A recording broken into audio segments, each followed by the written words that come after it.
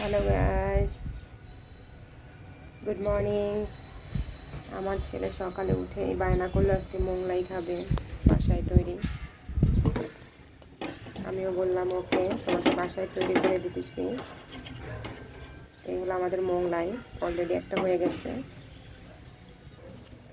একটা আমি ভেজে এই যে নামিয়ে নিয়েছি। এই যে দেখুন, আমাদের মোগলাই ইজ রেডি। এখন আমরা আর একটা করে নিব। এই যে আমার ছেলে রুটি সুন্দর করে বেলে দিচ্ছে। এখন আমি এটা করে নেব সুন্দরভাবে। এই যে দেখুন, প্রথমে আমরা একটা রুটি বেলে দিয়ে দিয়েছি।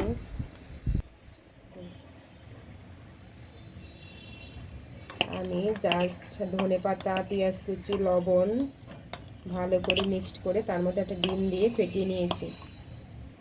এখন এটাকে সুন্দর করে আমি দিয়ে দিলাম। দেন আমি এখন ভাঁজ করে নিব।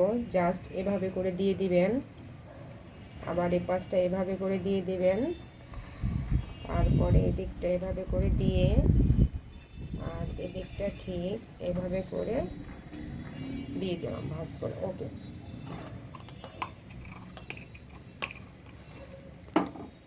একটু ডিম দিয়ে এই জায়গাটা আটকে দিলাম।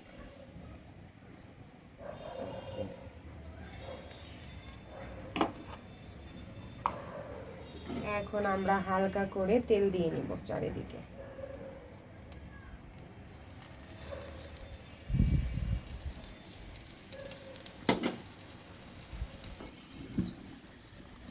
এখন আমি একটা সাইড হয়ে গেছে আমার, এই যে দেখুন, আর একটা সাইড আমি করার জন্য উল্টে নিয়েছি।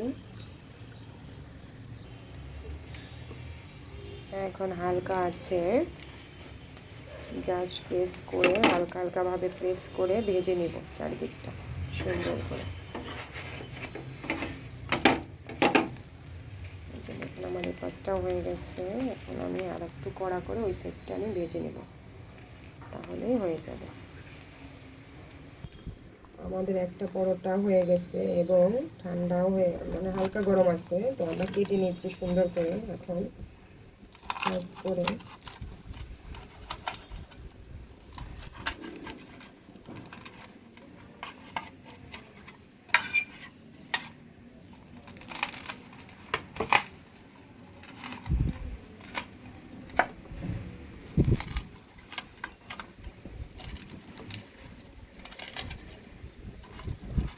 সুন্দর মচমচে।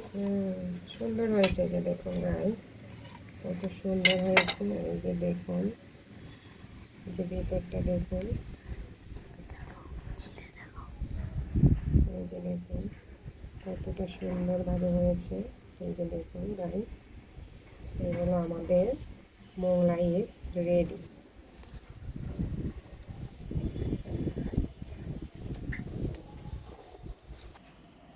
বলো তো বাবা, খেয়ে কেমন হয়েছে?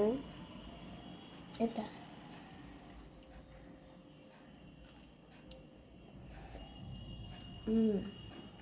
দারুণ হয়েছে।